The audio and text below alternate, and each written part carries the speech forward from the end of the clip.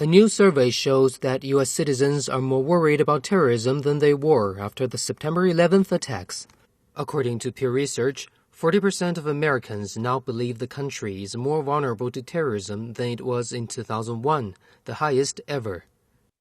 So I was a young kid. I was actually in school. I saw the towers go down from my window. So it certainly hits home for me. But I mean, I would say that there are obviously people out there that want to attack us. They want to kill us, these so-called lone wolves also. And there's only so much that you could actually do for that. I think that the possibility of small-scale terrorist attacks is ever present everywhere in the country. I think ISIS is always a threat to the West, particularly Europe, but the United States as well. I mean, I think, unfortunately, terrorist attacks have been sort of a thing of our time. It's something that's unpredictable. Well, first of all, the American public tends to be right about national security and personal security.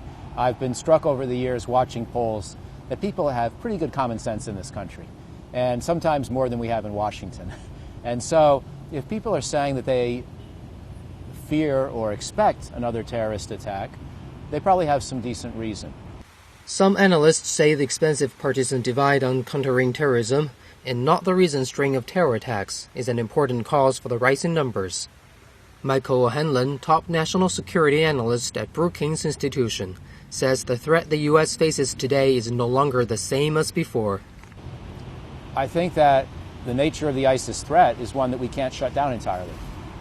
Unfortunately, ISIS has mutated from the original al-Qaeda incarnation, and it's spread.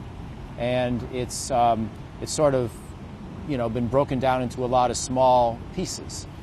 And it's metastasized, if you will. And so we don't necessarily have the same worry about a big attack that we had on 9/11, or that were kinds of attacks that were attempted, let's say in 2006, when al-Qaeda tried to blow up nearly a dozen airliners over the Atlantic at once and failed. But we do have to worry about Orlando's and San Bernardinos.